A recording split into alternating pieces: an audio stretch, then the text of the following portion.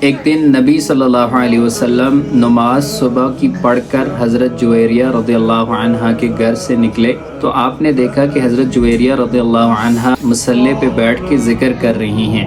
تو نبی صلی اللہ علیہ وسلم گھر سے چلے گئے۔ گھر میں جب واپس آئے تو آدھا دن چڑھ چکا تھا۔ تو آپ نے دیکھا کہ حضرت جویریہ رضی اللہ عنہا اسی مصلی پر بیٹھ کر ذکر اذکار کر رہی ہیں۔ تو نبی صلی اللہ علیہ وسلم نے پوچھا کہ جس وقت میں گیا اس وقت سے لے کر ابھی تک تم اسی مصلی پہ بیٹھی ہو؟ تو انہوں نے فرمایا کہ جی ہاں۔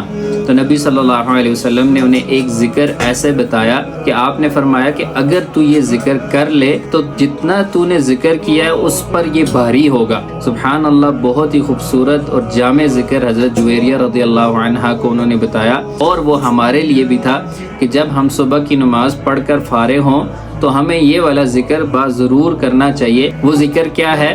سبحان اللہ و بحمدی عدد خلقی ورضا نفسی وزینت عرشی ومداد کلماتی۔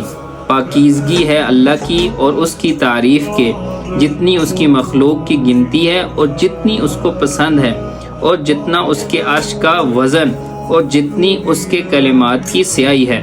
سبحان اللہ، یہ کلمات ہیں، اگر آپ یہ کلمات صبح کے وقت کہہ دیں گے تو آپ نے باقی جتنا بھی ذکر کیا ہوگا تو اس پر یہ ذکر بھاری ہوگا۔ اس لیے آپ صبح کے وقت یہ 3 دفعہ یہ ضرور پڑھا کریں۔ جزاک اللہ خیرا۔